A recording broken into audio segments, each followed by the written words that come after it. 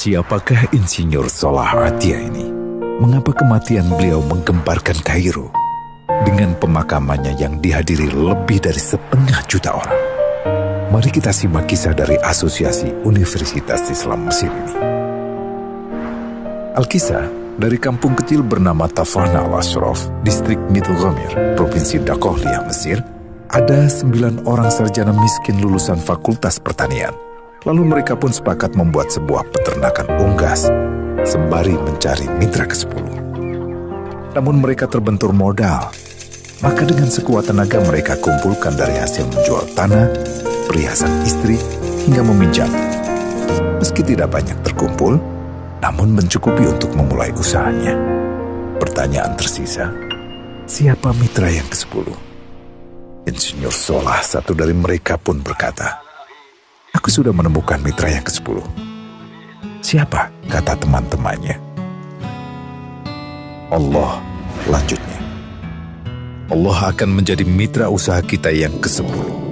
Allah akan mendapat 10% dari keuntungan kita. Dengan perjanjian, Allah yang akan memberikan perlindungan dan pemeliharaan, keamanan dari segala wabah penyakit." Akhirnya mereka pun sepakat. Kontrak kerjasama pun ditulis secara rinci dan dicatatkan ke notaris, lengkap dengan peran mitra ke-10 tersebut. Tak disangka, setelah 1 musim bisnis mereka langsung meroket, jauh dari yang dibayangkan sebelumnya. Lalu mereka pun kembali bersepakat menambah jatah keuntungan mitra ke-10 menjadi 20% di musim kedua, dan begitu seterusnya hingga mencapai 50%.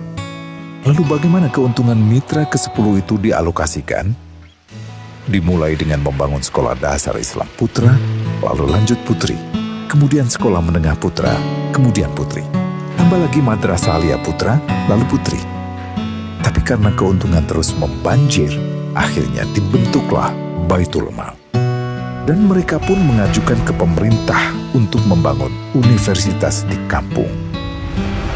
Awalnya ditolak dengan alasan tiadanya akses bagi para mahasiswa. Tak berapa lama mereka pun mengajukan pembangunan universitas lengkap dengan stasiun kereta beserta jalurnya dengan biaya mandiri. Akhirnya permintaan ini disetujui, dan pertama dalam sejarah Mesir berdirilah sebuah universitas di perkampungan kecil. Semakin berkembang, dibangun pula fakultas kedua, ketiga, keempat hingga asrama putri dengan kapasitas 600 kamar. Lalu asrama putra dengan 1.000 kamar. Tiket kereta api pun digratiskan untuk memudahkan transportasi menuju kampung tersebut. Tak cukup hanya itu, dibangun Baitul Mal berikutnya hingga hilang kemiskinan di daerah tersebut. Dan program ini diduplikasi ke kampung-kampung lain hingga bisa dikatakan tak ada kampung yang disinggahi Insinyur Solah kecuali akan dibangun Baitul Mal untuk warga. Bantuan pun diberikan untuk fakir miskin dan para janda. Pemuda pengangguran pun dilatih untuk mengelola perkebunan sayur hingga mandiri, bahkan sampai bisa mengekspor ke negara tetangga. Pada saat panen raya, seluruh penduduk dikirimi paket sayur. Di hari pertama Ramadan diadakan buka puasa bersama untuk seluruh penduduk desa. Mereka memasak dan hadir ke lapangan yang dipenuhi beraneka makanan. Disiapkan juga perabotan untuk gadis-gadis yatim yang ingin menikah. Dan ini semua merupakan sedikit dari banyaknya kebaikan yang dilakukan oleh Insinyur Solah.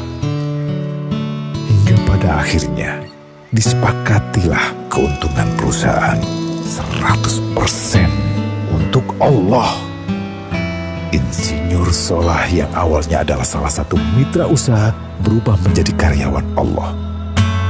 Dia hanya menerima gaji, namun dia memberikan Tuhannya syarat agar membuatnya hanya butuh kepadanya dan hanya meminta kepadanya. Inilah sosok Insinyur Solah Atia, aktor utama kisah menakjubkan ini. Keikhlasannya membuat ia sama sekali menolak terkenal di media massa. Dan kini, meski orang yang melibatkan Allah ke dalam bisnisnya ini telah wafat, terbayang seluruh amal jariahnya yang selalu mengalir untuknya. Masya Allah. Pertanyaannya, akankah ini hanya menjadi sebatas kisah